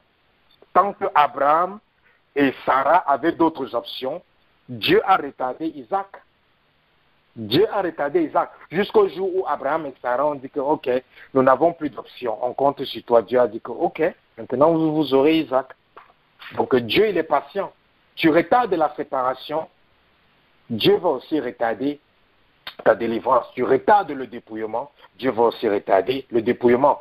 Le dépouillement aussi, vous avez, les vidéos mondaines, impures, les images impures, les films mondains, les images de nudité, les images les images très sales à voir, toutes ces choses-là, ce sont des choses qu'il faut s'en dépouiller. Il faut, si tu as un appareil électronique, tu dois vider ton appareil électronique de toutes ces choses-là. Ça fait partie du dépouillement. S'il y a des choses comme ça dans ta maison, tu dois brûler ça. Ça fait partie du dépouillement. Tant que tu as toutes ces choses dans la maison, on ne peut pas te délivrer. Certains d'entre vous qui ont encore les bières dans le frigo, hein? Vous avez encore les bouteilles de vin dans les placards au salon pour orner la maison. Pasteur, je ne bois pas, mais je mets seulement les bouteilles de vin là pour orner. Hein? Mais tu ne sais pas que ces bouteilles de vin là, c'est ça qui va rendre tes enfants soulards dans quelques années. Pourquoi? Parce que le démon de cette vie de débauche est déjà dans cette bouteille de vin. Et ça lui donne le droit, les gars, de rester dans ta maison, même si tu le chasses. Lorsque tu le chasses, tu sais où il va se cacher. Il part entrer dans la bouteille de vin. Il dit, tu ne peux pas me toucher. Ton feu ne peut pas me toucher. Donc, bien aimé, si tu as encore les bouteilles de vin, les bouteilles de whisky dans ta maison, ça veut dire que tu n'es pas encore prêt pour la délivrance. Dans le jour où tu seras prêt pour la délivrance, rassure-toi que tu as vidé ta maison de toutes ces bouteilles de vin, toutes ces bouteilles de whisky. Les gens qui disent que, pasteur, la Bible dit que c'est quand tu saoules de l'alcool que tu as commis un péché. Moi, je te dis que Dieu m'a dit, que dis à ceux qui vont t'écouter, que boire l'alcool est un péché. Point final. C'est ce que Dieu m'a dit. Il a dit, dis-le. S'il demande des explications, dis-le que tu n'as aucune explication. Dis-le seulement ça. Celui qui croit, c'est bon. Celui qui ne croit pas, le jour du jugement, on saura qui disait la vérité et qui est en train de blaguer. Bien aimé, mieux vaut croire quelque chose ici sur terre, au lieu d'aller le jour du jugement et tu te rends compte que c'était vrai et tu n'as pas cru. Soyez sage. Donc, si tu as encore ces choses-là, débarrasse-toi de toutes ces choses-là. Aussi un point très important. Tu dois aussi te dépouiller, te séparer de certaines pratiques. Les gens qui prient les saints. Les gens qui prient les saints. Ils prient Saint Bruno, viens me protéger. Saint Pierre, Saint Paul. Bien aimé, vous avez vu ça où? Ça, ce n'est pas la sorcellerie. Ça, c'est de l'occultisme profond. J'ai dit bien profond. Il y a l'occultisme à des niveaux. Mais ça, c'est une forme de... on appelle même ça le satanisme. Voilà. Le bon nom de ça, c'est le satanisme. Vous savez, la sorcellerie est un peu douce. Mais le satanisme... Même les sorciers ont peur du satanisme. Juste pour vous faire comprendre la différence entre la sorcellerie et le satanisme. Tu pries les saints. Tu as vu où qu'on priait les saints? Tu as vu qui dans la Bible qui a prié un autre homme? Tu pries Marie, la Vierge Marie. Et tu dis que tu es en train de faire les prières de combat. Bien aimé, tu es en train de te suicider inconsciemment. Tu pries la Vierge Marie. Et tu dis que tu es en train de faire les prières de délivrance. Tu veux qu'on te délivre de quoi? Que Marie vienne te délivrer, bien aimé. Les gens qui prient les anges. Tu pries aux anges. Tu pries aux anges. Les anges ne sont pas au service des hommes. Les anges sont au service de Dieu. C'est Dieu qui donne les instructions aux anges. Vous priez les anges. Archange Michel, retire ton épée. Viens ici. Non. Tu peux prier que Seigneur, envoie tes anges venir faire ceci. Seigneur, envoie tes anges venir. Mais tu es qui pour appeler? Vous voyez des gens, ils ont des noms.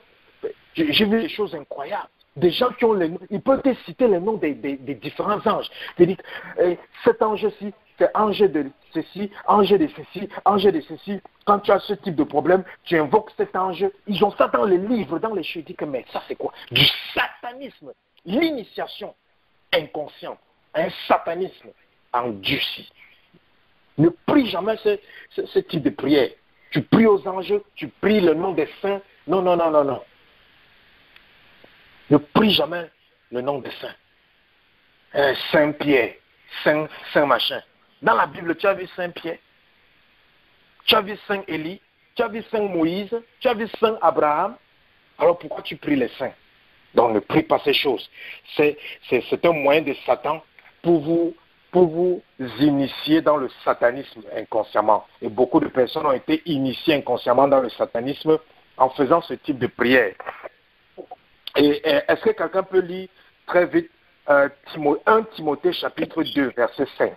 1 Timothée chapitre 2 verset 5. Est-ce que quelqu'un peut lire vite? 1 Timothée chapitre 2 verset 5. 1 Timothée chapitre 2 verset 5. Est-ce que quelqu'un peut lire? Seigneur Jésus, 8 secondes 21. Amen. En effet, il y a un seul Dieu. Et il y a aussi un seul médiateur entre Dieu et les hommes. Un homme, Jésus-Christ, qui s'était donné lui-même en rançon pour tous. Amen. Lisons encore ce verset encore pour que tout le monde écoute encore. Lisons encore ce verset pour que tout le monde écoute. En effet, il y a un seul Dieu. Et il y a aussi un seul médiateur entre Dieu et les hommes. Un homme, Jésus-Christ, qui s'est donné lui-même en rançon pour tous. Tel est le témoignage rendu au moment voulu. Et pour lequel il a été établi prédicateur et apôtre. Amen. Amen. Que Dieu vous bénisse. Donc, bien aimé, vous comprenez? Amen. Il y a un seul Dieu et un seul médiateur. Marie n'a rien à voir. Ne prie jamais l'apôtre Paul. Ne prie jamais le prophète Élie. Ne prie jamais Abraham. Ne prie jamais. Ce sont des êtres humains comme toi. Ils sont morts. Ils attendent aussi leur châtiment, leur jugement devant Dieu. Quand tu vas mourir, tu vas aussi aller les voir sur la ligne là-bas. Ensemble, vous serez en train d'attendre le jugement. Ne prie pas Marie. Elle n'est pas un médiateur. On ne t'initie plus dans le satanisme. Le seul médiateur, c'est Jésus-Christ. Il y a un seul Dieu, le créateur de la terre et les cieux et de tout l'univers. Il y a un seul médiateur, c'est Jésus-Christ de Nazareth. Mohamed n'est pas un médiateur. Bouddha n'est pas un médiateur. Et tout autre Dieu qu'on te présente d'ailleurs, ce sont des faux prophètes, des faux médiateurs. Un seul médiateur qui existe, c'est Jésus-Christ de Nazareth. Point final. Et ce n'est pas négocié. Donc, si tu faisais ce type de prière, sache que c'est aussi ça qui empêchait ta délivrance. Il y a aussi, on est toujours dans le domaine des séparations et du dépouillement. C'est un domaine très important. C'est pour ça que je prends le temps dessus, parce que ça bloque beaucoup d'entre vous. Il y a les cultes ou les cérémonies des morts. Vous voyez, beaucoup de personnes, ils font souvent des cultes pour les morts, des cérémonies pour les morts. Les gens qui sont morts, on essaie de se rappeler d'eux, on essaie de faire des cérémonies en leur mémoire. Tout ça, c'est quand tu pratiques encore ces choses-là, on ne peut pas te délivrer. On ne peut pas te délivrer. Parce que tu es un ouvrier de Satan. On délivre un ouvrier de Satan qui a décidé de ne plus travailler pour Satan. Mais si tu fais encore ces choses, bien que tu es à l'église, même si tu es un pasteur, sache que tu es aussi un ouvrier de Satan. Et on ne pourra jamais te délivrer. Même si on prie n'importe quel type de prière. Lorsque quelqu'un est mort, il est mort. La seule cérémonie qu'on peut faire pour un mort, c'est juste son enterrement, le funérail, et puis c'est tout. Mais les autres cérémonies qu'on fait pour les morts, les autres rites qu'on fait pour les morts, les choses qu'on fait pour se rappeler des morts, tout ça, c'est vraiment, ça n'a rien à voir avec Dieu. Lorsque quelqu'un est mort, tournez la page, tournez la page. Toutes ces pratiques-là, et pour avoir plus d'informations sur ça, vous pouvez suivre le message de délivrance contre les esprits de cimetière. Nous entrons en détail sur les cultes des morts et toutes ces choses-là. Donc, et un autre truc, comme je disais tout à l'heure, les traditions, les cultures, les coutumes contraires à la parole de Dieu. Si tu pratiques encore des traditions, des coutumes ou des cultures contraires à la parole de Dieu, tout cela aussi va empêcher que tu sois délivré. Tu ne pourras pas être délivré. Donc, ça c'était le numéro 7. Donc, bien aimé, nous allons au numéro 8. Donc, ne te fatigue pas, suis jusqu'à la fin parce que c'est très important. Je sais que nous sommes déjà presque presque 2 heures de temps, mais c'est important, bien-aimé, ça va t'aider. C'est pour te positionner pour ta délivrance. Le point numéro 8, c'est la foi. La Bible dit dans le livre de Hébreux, la Bible dit dans le livre de Hébreux 11, verset 16, sans la foi, il est impossible d'être agréable à Dieu. Il faut que celui qui s'approche de Dieu croit que Dieu existe et qu'il est le rémunérateur de tous ceux qui le cherchent. Bien-aimé, vous voyez des gens qui viennent, qui ont besoin de la délivrance, ils veulent que tu pries pour eux pour la délivrance, mais ils n'ont même pas la foi. Qui va te délivrer? Un pasteur ne va jamais te délivrer. C'est Dieu qui va te délivrer. C'est ça que tu dois avoir la foi en Dieu. Tu dois avoir la foi que le Saint-Esprit va te libérer de ta captivité. Des personnes vont dire, depuis 15 ans, on prie sur moi. Depuis 20 ans, je suis allé là-bas, on a prié, ça n'a pas changé. Je suis allé là-bas, on a prié, ça n'a pas changé. Prie aussi pour moi, je ne sais pas, peut-être, je ne sais pas. Mon bien-aimé, non. Quand c'est comme, même si tu souffres de ton problème depuis 50 ans, tu allais à gauche, à droite, à chaque fois que tu pars quelque part pour qu'on t'aide dans la prière, aie la foi qu'aujourd'hui c'est mon jour. Il faut avoir cette mentalité. Il faut avoir la mentalité que chaque jour est mon jour de délivrance.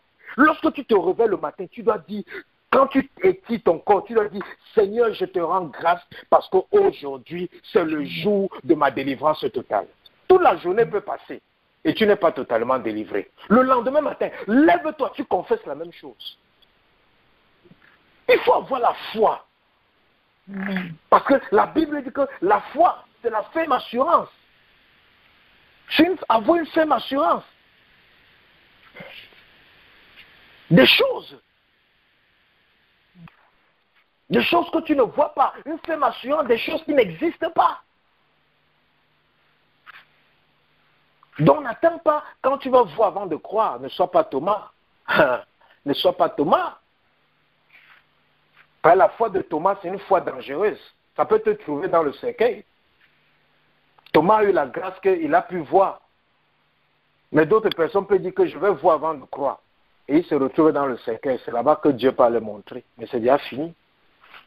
Donc il ne faut pas que tu sois comme Thomas et que tu te retrouves dans le cercueil avant de voir ce que tu veux que Dieu fasse dans ta vie. Non, bien aimé, il faut croire.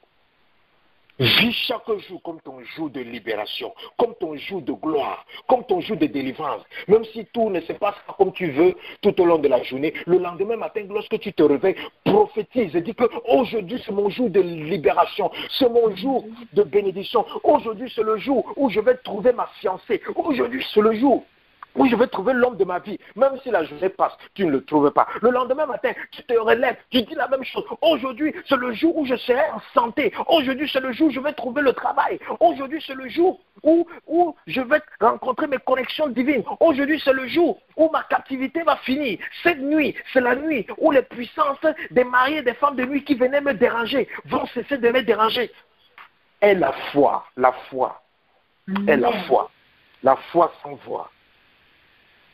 Que chaque jour, tout ce que tu fais est la foi que Dieu va agir. Même si Dieu n'agit pas, c'est mieux d'avoir la foi et que Dieu n'agisse pas, au lieu de ne pas avoir la foi et que tu te rends compte que Dieu voulait agir et qu'il n'a pas agi parce que tu n'avais pas la foi. Tu ne perds rien en ayant la foi. Alléluia. Tu ne perds rien en ayant la foi. Amen. Tu ne perds rien. Est-ce que la foi c'est quelque chose que tu achètes avec l'argent, que tu dis que, si j'ai dépensé tout cet argent et que ça ne marche pas demain, vraiment c'est que je suis fini. Non. Tu ne perds rien en ayant la foi. Chaque jour, confesse ça que ça, aujourd'hui c'est mon jour. Dis même ça aux gens, même s'ils se moquent de toi et disent que, mais ça tu as dit qu'aujourd'hui c'est le jour où tu devais trouver ton mari, tu es encore célibataire. Rentre, tu dis que, ne t'en fais pas, c'est pas passer quelque chose en retard, que Dieu ne va pas me donner cette chose. Reste tranquille. Le lendemain, tu confesses. Attends-toi à recevoir et tu vas recevoir. Amen. Dieu ne va jamais te dire le jour où tu vas recevoir. Il va te surprendre. Et pour que Dieu ne te surprenne pas, tu dois faire ce que la Bible dit. La Bible dit que le juste vivra par la foi. Amen. Voilà, tu as eu la révélation. Tu as eu la révélation. Tu as eu la révélation, bien-aimé. La Bible dit que le juste vivra par la foi. La foi. Voilà. Donc, vis par la foi. Même si les choses ne sont pas comme tu veux, garde la foi. Garde la foi parce que Dieu va te... surprendre. Garde la foi, bien-aimé. Personne n'a jamais gardé la foi et a été déçu à la fin de sa vie. Personne. Personne. Si tu gardes la foi, je te promets que tu ne seras jamais déçu. Amen. Dieu ne peut jamais décevoir quelqu'un. Non. Parce que même lorsqu'on devient infidèle, Dieu lui reste fidèle, même lorsque nous devenons infidèles. Lui, il reste fidèle. Donc, garde la foi. Dans le point numéro 8, il faut avoir la foi. Si tu n'as pas la foi, on ne peut pas te délivrer. Donc, à partir d'aujourd'hui, aie la foi. Le point numéro 9, tu dois être honnête envers toi-même. Être honnête envers soi-même. Si tu veux qu'on te délivre, sois honnête envers toi-même. Accepte que tu as besoin d'aide. Accepte que ta vie ne va pas. Ne justifie pas les choses que tu fais. Comme quelqu'un qui a dit, pasteur, je suis allé tromper ma femme, c'est parce que aussi, pasteur, elle a fait une semaine. Elle a fait une semaine sans me permettre d'avoir des rapports sexuels. Et c'est pour ça que je suis allé dehors. Non, bien aimé. Non. Viens dans l'humilité, dis que délivre-moi parce que je suis allé dehors. Parce que je n'ai pas pu me contrôler, je n'ai pas pu me contenir. Aide-moi. Quand tu viens comme ça devant Dieu, Dieu va te délivrer. Mais si tu viens devant Dieu avec les excuses, Seigneur, la raison pour laquelle j'étais obligé de lui donner un coup de poing, c'est parce que tous les jours, il me provoquait. Et j'ai supporté. Mais aujourd'hui, il m'a provoqué après, il a craché sur moi. Et c'est pour ça que j'ai... Non.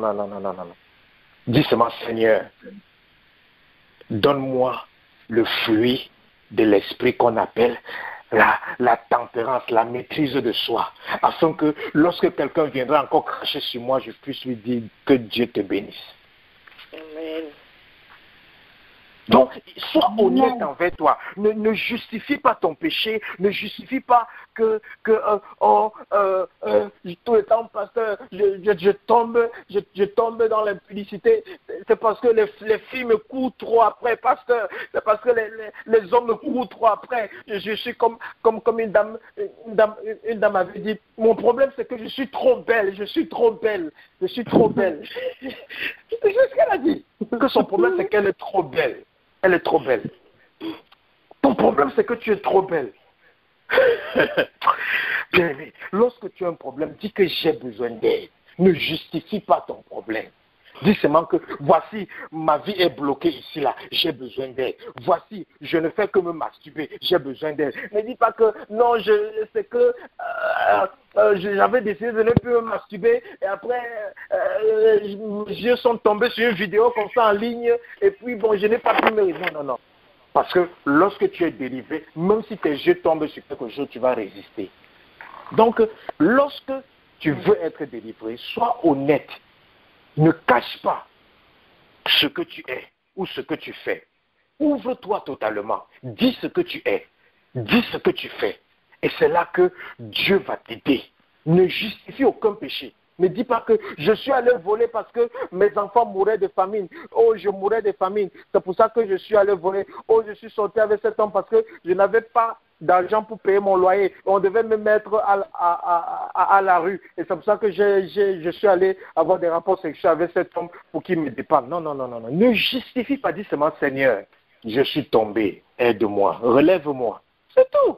C'est tout ce que Dieu veut. Que tu lui dis, Seigneur, je suis tombé. Relève-moi. Seigneur, je suis faible. Délivre-moi. Fortifie-moi. Encourage-moi. Je suis désespéré, Seigneur. Seigneur, je suis abattu. Remonte mon moral. Seigneur, je suis meurtri dans mon cœur. Console-moi. C'est tout ce que tu dois dire à Dieu. Donc, quelqu'un qui veut être délivré doit être honnête envers lui-même. Ne pas justifier le péché, ne pas justifier quoi que ce soit, mais reconnaître que tu as besoin d'aide et demander que Dieu t'aide au travers de ce serviteur. La condition numéro 10, tu dois jeûner. Tu dois jeûner. Est-ce que quelqu'un peut lire Matthieu 17, verset 23? Matthieu 17, verset 23. Quelqu'un qui veut être délivré doit apprendre à jeûner.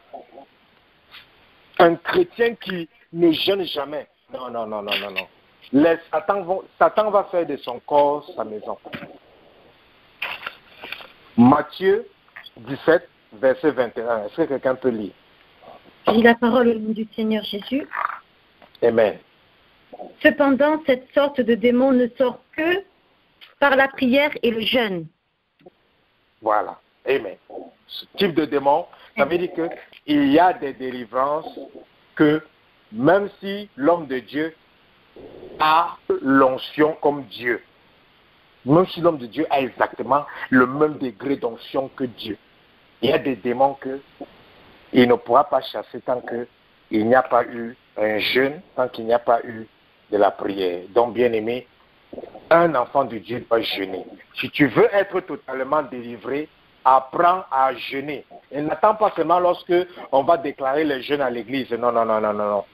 N'attends pas seulement lorsque on va dire qu'il y aura programme de ceci, jeûner pendant un nombre de jours. Non. Apprends à avoir les moments de jeûne personnel. Que tu dis que non. Aujourd'hui, comme certaines personnes prennent la décision que au moins chaque semaine, je jeûne un jour. Certaines personnes prennent la décision que au moins chaque semaine, je jeûne 2 jours. Ou bien certaines personnes prennent même des jeûnes de 21 jours. Ce jour, comme souvent, on finit des longues périodes de jeûne et puis quelqu'un va me dire, pasteur, moi j'ai commencé un jeûne de 21 jours. Je dis que, waouh, ah bon? Il dit, oui. Je dis que, waouh, ça c'est triste quand j'écoute des choses comme ça, là, c'est vraiment très bien. On vient de finir un jeûne de 40 jours, la personne entre encore dans un jeûne de 21 jours. Je dis que, waouh, ça c'est merveilleux. Vas-y. Parce que tu es en train de percer et tu vas récolter les fruits de ce sacrifice dans le jeûne plus tard. Et les gens diront que, mais comment lui l'a fait pour arriver là-bas? Ils ne sauront pas que tu as passé des moments de jeûne et de prière. Donc, bien aimé, apprends à jeûner. Si tu veux être totalement délivré, tu dois jeûner. Et le numéro 11, la condition numéro 11, il faut écouter et méditer la parole de Dieu. Beaucoup de personnes ne lisent pas la Bible. Ils ne lisent pas la Bible. Ils écoutent seulement la parole de Dieu. Ils écoutent les prédications. Et ils écoutent même la Bible en audio. Mais ils ne méditent pas. Ils ne lisent pas. Ça ne va pas. Tu ne peux pas être délivré si tu ne lis pas la Bible, si tu ne médites pas la Bible, si tu n'écoutes pas la parole de Dieu, tu ne peux pas être délivré. Est-ce que quelqu'un peut lire Jean, chapitre 1, du verset 1 au verset 4? Quelqu'un peut lire Jean, chapitre 1, du verset 1 au verset 4. Je lis la parole au nom du Seigneur. Amen. Au commencement, la parole existait déjà. La parole était avec Dieu et la parole était Dieu. Elle était au commencement avec Dieu. Tout a été fait par elle, et rien de ce qui a été fait n'a été fait sans elle. En elle, il y avait la vie, et cette vie était la lumière des êtres humains. La lumière brille dans les ténèbres, et les ténèbres ne l'ont pas accueillie. Il y eut un homme. C'est bon. Amen. Que Dieu vous bénisse. Amen. Donc vous voyez, la Bible dit qu'au commencement était la parole. La parole était avec Dieu et la parole était Dieu. Donc quand toi, tu ne lis pas la parole, tu n'écoutes pas la parole, tu fais seulement les prières de combat, les prières de délivrance, comment est-ce que tu vas être délivré? La Bible dit que au commencement était la parole. Et le verset 3 dit que toutes choses ont été faites par la parole. Et que rien de ce qui a été fait n'a été fait sans la parole. Ça veut dire que même pour ta délivrance, il faut quand même la semence de la parole de Dieu en toi. Il faut la semence de la parole de Dieu en toi. Tu dois trouver, chaque enfant de Dieu doit trouver le temps pour écouter la parole de Dieu, pour méditer la parole de Dieu, pour lire la parole de Dieu. Parce que la Bible dit que la parole de Dieu, verset 4 dit, elle était la vie. La parole de Dieu, c'est la vie. Comment tu auras la vie en toi si il n'y a pas la parole de Dieu en toi? C'est en lisant la parole de Dieu, en méditant la parole de Dieu, que Dieu va commencer à te vivifier. Oui, parce que la parole de Dieu vivifie. C'est ça qui donne la vie à nos membres qui sont morts. Donc, à mesure que tu lis la parole de Dieu, tu médites la parole de Dieu, ça va commencer à te vivifier. Ça va commencer à mener la vie dans tous les domaines de ta vie qui sont morts. Donc, un enfant de Dieu qui veut être délivré, il doit être addict à la lecture de la parole de Dieu et à la méditation de la parole de Dieu. Ça doit être une addiction pour toi. Il faut que les gens disent que mais le monsieur là ou la dame là, elle est seulement, elle est folle ou il est fou de la parole de Dieu. Il est toujours en train de méditer, toujours en train de lire. Oui, oui. Parce que sans ça, tu n'auras pas la vie. Et la Bible dit que la vie était la lumière des hommes. La parole de Dieu, c'est ça la lumière qui va chasser tous les ténèbres qu'il y a dans ta vie. La parole de Dieu, c'est ça la lumière qui va éclairer tout domaine de ta vie qui est encore obscur. Donc il faut la parole de Dieu. Ne te limite pas aux prédications. Les gens suivent beaucoup de prédications, mais les gens ne lisent pas la Bible. Et c'est pas bien. Parce que si tu suis seulement les prédications, tu ne lis pas la Bible, tu ne seras pas très fort spirituellement. Tu n'auras pas beaucoup de vie en toi. Parce que c'est la parole de Dieu qui donne la vie. C'est ça qui vivifie. Et Dieu est sa parole. Quand tu médites sa parole, Dieu se forme en toi. Ta nature devient la nature de Dieu. Parce que sa parole est méditée, est digérée par ton esprit. Et c'est pour ça que ça va changer ta vie, ça va transformer ta mentalité, ça va régénérer même ton corps physique. Amen. Oui, parce que la Bible dit dans le livre de Proverbes que la parole de Dieu, c'est la santé pour tes os. Est-ce que quelqu'un a déjà lu ça dans le livre de Proverbes? Amen. Voilà. C'est dans le livre de Proverbes. La Bible dit que la parole de Dieu est la santé pour tes os. La parole de Dieu, c'est la santé pour tes os.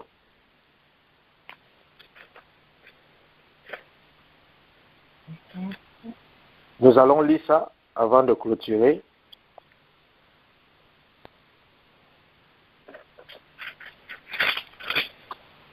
Nous allons aller dans le livre de Proverbes. Proverbe 14, verset 30. Un cœur paisible est la vie du corps, tandis que l'envie est la carie des os. Et amen, ça va dans le même sens. Mais est-ce que quelqu'un peut lire Proverbe? Est-ce que vous pouvez lire? Votre verset va aussi dans le même sens. Que Dieu vous bénisse. Est-ce que vous pouvez aussi lire Proverbe 3, verset 8? Ah, voilà. Proverbe 3, verset 8.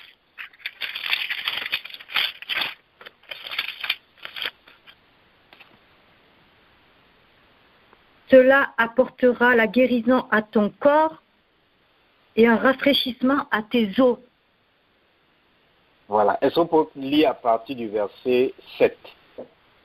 Ne te prends pas pour un sage. Crains l'Éternel et détourne-toi du mal. Cela apportera la guérison à ton corps et un rafraîchissement à tes os. Voilà. Amen. Que Dieu vous bénisse. Amen. Donc la parole de Dieu, ça a la capacité d'apporter la santé. Quelqu'un peut être malade, il prend seulement la Bible, il se met à lire, Dès qu'il finit de lire, la maladie est partie. Sans prière. Amen. Sans prière. Sans prière. Je me rappelle, il y avait une jeune dame, elle faisait tous les prières de combat, mais elle disait toujours il y a les voix lui parlent, les voix démoniaques lui parlent, les esprits lui parlent, elle voit les choses. Mais après Dieu m'a dit, demande-lui, est-ce qu'elle lit la Bible? Elle n'a même pas de Bible. Elle n'a pas de Bible. Et j'ai dit que tu n'as pas de Bible, tu fais le combat spirituel. Je lui ai dit, tu as déjà lu la Bible? Elle dit que non, elle ne lit pas la Bible. Je n'ai pas de Bible. J'étais obligé de copier la Bible et l'envoyer la Bible pour qu'elle puisse lire la Bible dans son téléphone. Je lui ai dit, commence à lire cette Bible. Commence à lire la parole de Dieu. Lis la parole de Dieu. Lis la parole de Dieu, tu vas voir. Certaines oppressions qui te dérangent, les voix que tu écoutes là, ça ne va plus te parler. Parce que quand tu vas commencer à lire la parole de Dieu, c'est le Saint-Esprit qui va te parler, ça ne sera plus les démons. Et depuis, elle ne s'est plus plainte. Elle ne s'est plus plainte. Tout n'est pas résolu par la prière. Souvent, on a besoin de la parole. Souvent, on a besoin de la parole. C'est pour ça que médite la parole de Dieu, lis la parole de Dieu. Même avec le sommeil aux yeux, lis la parole de Dieu. Mieux vaut lire la parole de Dieu avec le sommeil aux yeux que de ne pas lire. Même si tu lis, tu ne comprends pas. Comme l'endroit où tout le monde n'aime pas dans la Bible, qui fait dormir tout le monde. Pierre engendra Marie. Marie engendra Joseph. Joseph engendra Barthélemy. Barthélemy engendra machin. Tu te demandes que, mais la généalogie là, ça fait à quoi? Mais Dieu n'était pas fou pour mettre la généalogie là. Pourquoi? Parce que lorsque tu commences à faire les enseignements peut-être du combat spirituel, la généalogie là, c'est ça qui nous a permis de savoir que Jésus était un descendant de qui? De David. D'Abraham. Depuis Abraham. D'Abraham. C'est la généalogie là. C'est ça qui nous a fait comprendre que après Abraham, on voit Isaac. Après Isaac, on voit Jacob. Après Jacob, on voit son fils Judas. Après Judas, on ne fait que voir, on va à David. Après David, on descend, jusqu'à Joseph. Ils ne reviennent pas. Jusqu'à Jésus. Donc, tu vas voir, tu as dit que mais les affaires que celui-ci engendra, celui-ci, ça veut dire que quoi? C'est au travers de la généalogie que tout le monde a su que la colère qui animait Moïse venait de son père Lévi. C'est au travers de la généalogie qu'on a su que Moïse était, les parents de Moïse, la Bible dit dans le livre d'Exode que le père et la mère de Moïse étaient les descendants de Lévi. Et quand on va maintenant chercher la vie de Lévi, on voit que Lévi c'était un homme qui dans la colère a tué des gens. Et son père, Jacob, a maudit sa colère. Donc au travers de la généalogie, on est capable de tracer la vie, l'origine de Moïse et découvrir de quoi est-ce que Moïse souffrait. Donc tout ce qui est dans la Bible, même si ça a l'air bizarre, sache que Dieu a mis ça pour un objectif. Même si tu ne comprends pas aujourd'hui, lis seulement, tu passes. Lis, tu passes. Mais lis la Bible, lis la parole de Dieu. Ça va te délivrer. Amen. Il n'y a pas de délivrance sans Dieu. Et Dieu ne peut pas être là si sa parole n'est pas là. Alléluia. Bien-aimé, j'espère que tu as été béni par ce message. J'espère que tu as été béni par ces 11 conditions. Et j'espère que tu vas faire des efforts pour te rassurer que tu remplis ces 11 conditions dans ta vie pour ne pas avoir un problème dans quoi que ce soit. Et il faut que tu saches que Dieu nous demande d'avoir une obéissance absolue envers lui. Cela veut dire que si on obéit à Dieu partiellement, il sera impossible pour nous de voir les conditions, les promesses de Dieu se réaliser dans notre vie. Donc, si il y a peut-être 11 conditions et tu remplis 10 conditions, le fait que tu as laissé une seule condition, c'est suffisant pour empêcher que les promesses de Dieu se réalisent dans ta vie. Pourquoi? Parce que vous devez savoir que celui qui nous combat a un nom. Il s'appelle l'accusateur. Et il s'appelle l'accusateur. Qu'est-ce qu'il fait? L'accusateur qui est Satan, la Bible dit qu'il siège aussi, il va jusqu'au trône de Dieu pour nous accuser devant Dieu. Et quand Satan nous accuse devant Dieu, qu'est-ce qu'il fait? Il présente les conditions dans lesquelles nous nous trouvons et il présente les conditions que Dieu a prérequises pour accomplir ses promesses dans nos vies. Il est capable de dire à Dieu, Dieu, tu ne peux pas bénir ce frère, tu ne peux pas bénir cette sœur parce que il n'a pas encore rempli cette condition, elle n'a pas encore rempli cette condition. Ce qui fait que bien que tu peux remplir la majorité des conditions qui ont été imposées, juste une seule condition que tu ne remplis pas est suffisante pour bloquer l'accomplissement de tout. C'est pour ça que Dieu nous appelle à une obéissance absolue, une soumission sans retenue. Ce qui veut dire à 100%, pas à 99,99%, non, à 100%. Comme je le dis souvent, une obéissance à 99,99% est une désobéissance aux yeux de Dieu. Une obéissance à 99,99% est une désobéissance aux yeux de Dieu. Donc, bien-aimé, fais des efforts pour remplir ces conditions et je suis sûr que beaucoup d'entre vous verront la main de Dieu. Et il y a encore dans les jours ou dans les semaines à venir, nous allons aussi parler d'autres choses qui empêchent qu'on soit délivré, d'autres choses qui empêchent qu'on puisse voir la main de Dieu dans notre vie. Parce que ça, c'était seulement les conditions à remplir pour être délivré. Maintenant, il y a aussi les blocages de la délivrance. Il y en a plusieurs et plusieurs catégories, plusieurs types. Donc, dans les jours et dans les semaines à venir, nous allons aussi développer ces différents trucs, les blocages de la délivrance, et, et les différentes catégories, les différents types et ainsi de suite. Parce que bien aimé, il y a beaucoup de choses. Vous savez, beaucoup de gens souvent se plaignent, ah Seigneur, pasteur, je ne vois pas la main de Dieu, je me bats, ça n'avance pas, ça coince, ainsi de suite. Bien aimé, et lorsque je m'en vais devant Dieu, Dieu me fait savoir des choses tellement simples,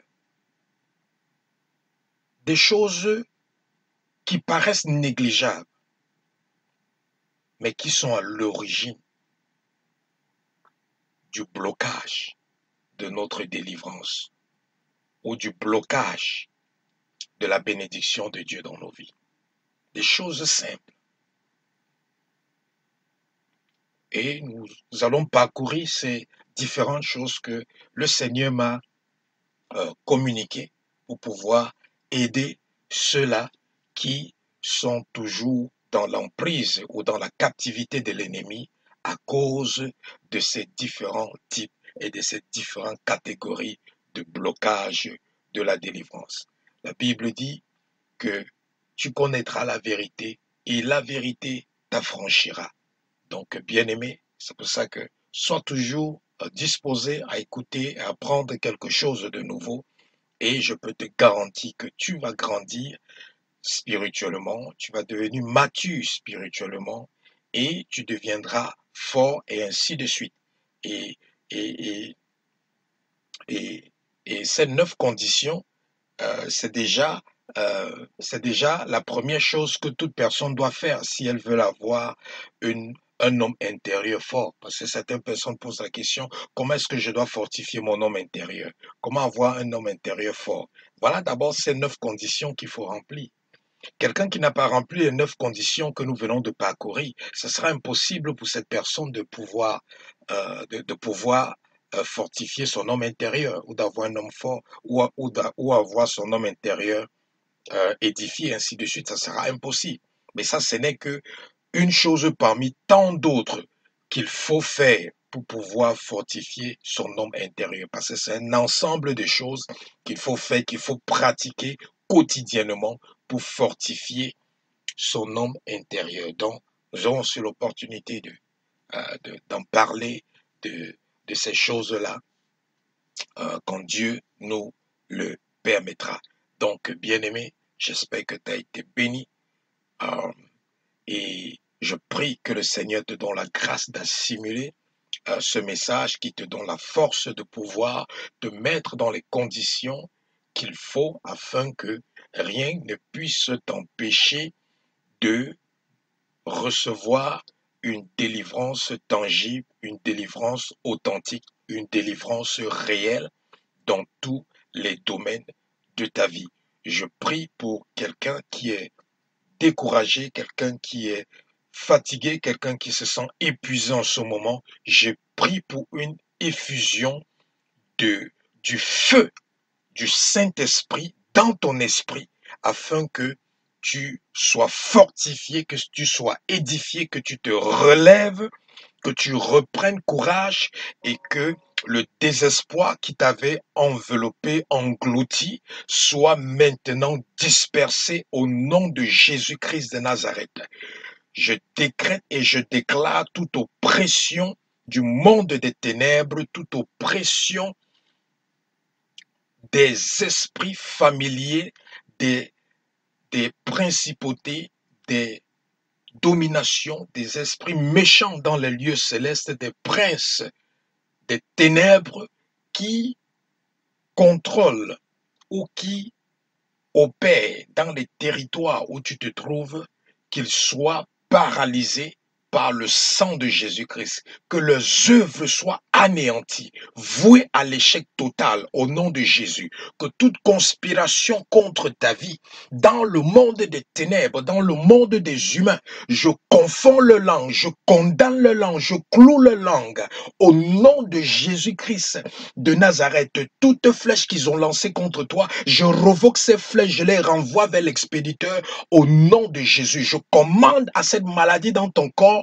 de mourir au nom de Jésus. Je commande à cette affliction de mourir au nom de Jésus. Je commande à ce déblocage de mourir au nom de Jésus. Je commande à cet obstacle de mourir au nom de Jésus. Je commande à cette manipulation, à ce contrôle maléfique sur ta vie, sur ta pensée, sur ton cerveau, sur ta tête, sur ton cœur, sur ton âme, sur ton corps, de se briser maintenant au nom tout-puissant de Jésus-Christ de Nazareth. Je prie que le Saint-Esprit t'engloutisse dans sa présence, dans ses nuages, et que tu sois déterminé plus que jamais à aller de l'avant et à devenir ce que Dieu t'a appelé de devenir. Je décrète et je déclare, tu ne mourras pas précocement au nom de Jésus. Je décrète et je déclare, ta destinée ne sera pas avortée comme celle de Samson au nom de Jésus. Je décrète et je déclare, le plan de l'ennemi contre ta maison, contre tes enfants, contre ton mari, contre ton épouse, contre ton mariage qui a été programmé par le